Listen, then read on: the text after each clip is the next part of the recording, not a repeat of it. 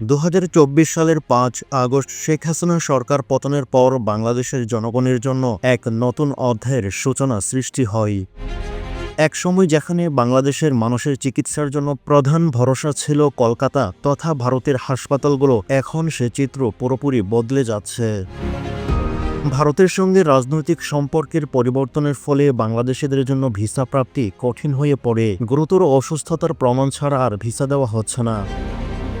এর ফলে চিকিৎসা থেকে শুরু করে বাণিজ্য পর্যন্ত দুই দেশের মধ্যে দীর্ঘদিনের নির্ভরশীলতার অবসান ঘটে।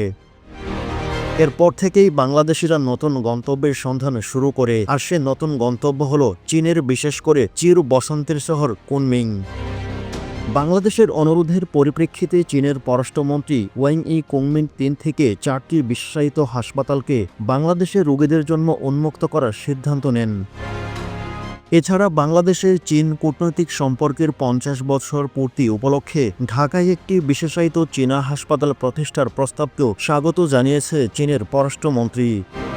এ খবর ছড়িয়ে পড়তেই কলকাতার বেসরকারি হাসপাতালগুলো দুশ্চিন্তায় পড়ে। বাংলাদেশের রোগীদের সেবা দেওয়ার মাধ্যমে তাদের যে বিশাল আয়ের উৎস তৈরি হয়েছিল তা এখন প্রায় পুরোপুরি বন্ধ হয়ে যায়।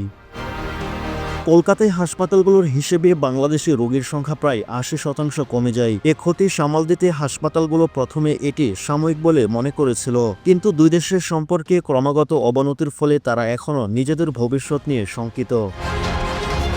অন্যদিকে বাংলাদেশ সরকার এবং জনগণ নতুনভাবে চীনের সঙ্গে সম্পর্ক উন্নত করার মাধ্যমে বিভিন্ন খাতে সহযোগিতা বৃদ্ধি করে। স্বাস্থ্য খাত ছাড়াও শিক্ষা ব্যবস্থা, কৃষি, রেলপথ, নবায়নযোগ্য জ্বালানি, মৎস্য সম্পদ এবং নীল অর্থনীতির মতো বিভিন্ন খাতে সহযোগিতা বিনিয়োগের ইতিবাচক অগ্রগতি হয়।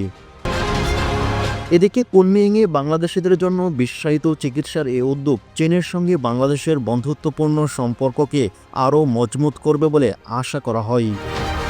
একই সঙ্গে বাংলাদেশের মানুষ নতুন আস্থা নিয়ে কলকাতা নয় কুনমিংয়ের দিকে তাকিয়ে তাদের ভবিষ্যৎ নির্ধারণ করছে।